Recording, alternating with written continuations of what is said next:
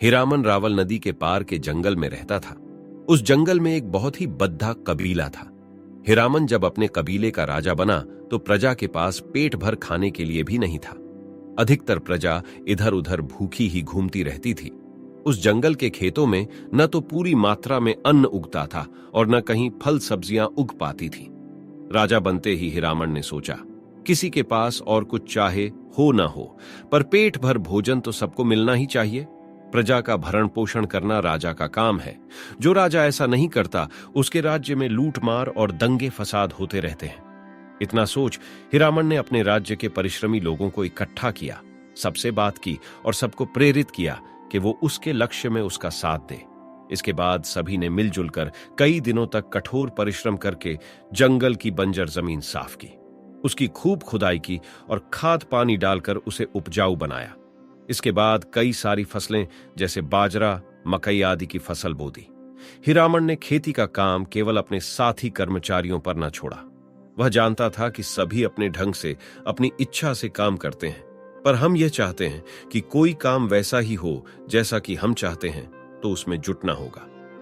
खेती की देखभाल, गुड्ढाई और सिंचाई में औरों के साथ साथ हीरामन खुद भी रात दिन लगा रहता था। राजा को इस प्रकार जुटे रहते देखकर उसके सेवकों को भी प्रेरणा मिलती थी। वे तन मन से लगे रहते थे। परिश्रम का फल सदैव मीठा होता है। जो जितनी अच्छी प्रकार श्रम करता है उसकी इच्छाएं भी उतनी ही अच्छी तरह से पूरी हुआ करती हैं।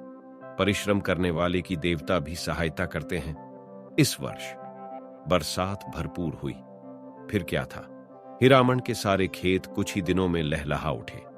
अपने परिश्रम को यूं सफल होते देखकर हीरामन और उसके साथी खुशी से फूले न समाये।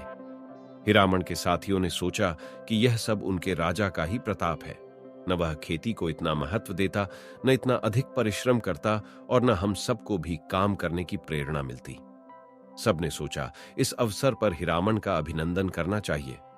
फसल काटकर सुरक्षित रखने के दूसरे ही दिन उसके सभी साथियों ने मिलकर एक उत्सव का आयोजन किया। सहभोज के इस अवसर पर जंगल के और दूसरे वर्गों को भी निमंत्रण दिया गया था और भी दूसरे कबीले के राजा भी उपस्थित थे। जब उन्हें पता लगा कि हीरामन ने वर्ष भर के लिए फसल उगाई है तो उन्हें बड़ा अचंभा हुआ, क्योंकि अभी तक उस जंगल में कोई भी ऐसा परिश्रमी नेता नहीं आया था जिसने 2 महीने से अधिक के लिए अन्न उगवाया हो। बाकी 10 महीने वे इधर उधर फल फूल मिल जाते तो खा लेते, नहीं तो फिर भूखे ही सो जाते थे। सभी नेताओं ने हीरामन की बहुत प्रशंसा की, उसे अनेक बधाइयां दी, राज्य की उन्नति के लिए शुभकामनाएं दी। सबसे अंत में शुभकामनाएं देने की बारी आई किरातों की बुढ़ी रानी सीता की। वह बड़ी बुद्धिमान थी, सारा जंगल उसकी सलाह लेता था। सीता ने खड़े होकर हीरामन को फूलों का हार पहनाया और बोली, भाई, तुम्हारे खेत की बंधानें ऊंची हों। इतना कहकर वह अपने स्थान पर वापस चली गई। औरों की भांति न उसने हीरामन की प्रशंसा की थी और न ही ढेरों शुभ कामनाएं दी थीं। उसकी इस बात का अर्थ कोई भी न समझ पाया।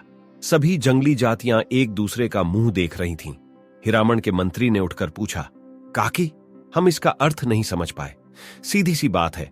सीता काकी कहने लगी, खेत की बधान ऊंची होंगी तो उनमें पानी ऊंचा होगा, पानी ऊंचा होगा तो फसल भी ऊंची होगी, फसल ऊंची होगी तो सभी की खाने की चिंता दूर होगी, खाने की चिंता न रहेगी तो फिर सभी राज्य के विकास की ओर योजनाओं में लगेंगे, विकास के और कार्य किए जाएंगे तो फिर राज्य भी ऊंचा उठता जाएगा।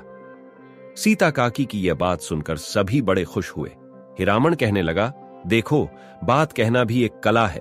थोड़े से शब्दों में बड़ी बात कहना बुद्धिमानी है, क्योंकि बहुत बोलने वाले की शक्ति तो नष्ट होती है, उसकी वाणी का प्रभाव भी समाप्त हो जाता है।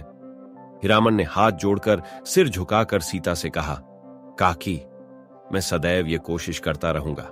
इसके बाद सभी ने नई फसल से बनाए गए बढ़िया बढ़िया पकवान खाए। फिर खुशी खुशी सभी मेहमान विदा हुए। तो दोस्तों, इस नैतिक कहानी से हमें 3 तरह की शिक्षा मिलती है।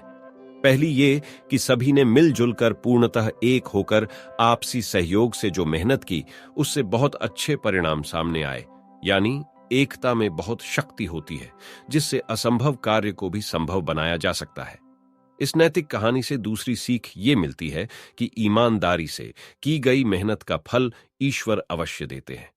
तीसरी सीख यह मिलती है कि दूसरों को प्रेरित करने के लिए पहले स्वयं खुद को उस काम में झोंकना होगा और सफल होना होगा।